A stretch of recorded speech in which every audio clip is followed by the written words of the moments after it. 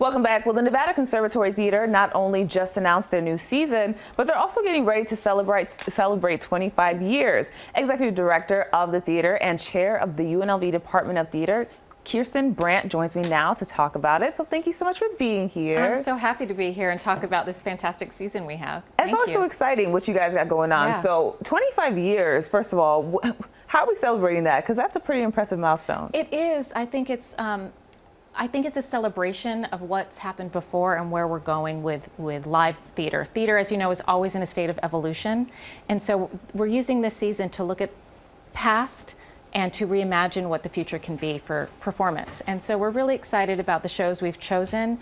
And this milestone, I think, is huge for us, given the state of the theater across the country as we do a sort of rise out of the post-COVID haze into what the future of the art form will be and how we're going to interface with community in a more significant and substantial way. Absolutely. Yeah. So what are some of the shows that you guys have coming up this year? Well, we're starting with a reflection on the past, but a new way of looking at the past. So we're doing a classic play called Hedda Gabler by Henrik Ibsen, but it's my adaptation of it. So it's a world premiere adaptation, so I'm really excited to do that.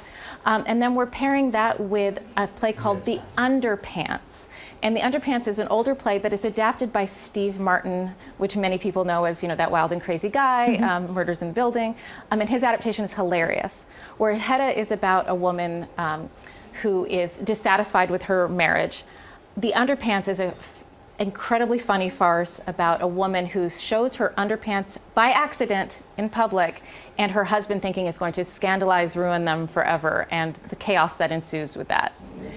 And then we'll end the first half of the season with A Christmas Carol, which I am absolutely so overjoyed to bring. And this version is very much celebrates Charles Dickens' story, but it's set in 1941 USA, so the Christmas of Pearl Harbor.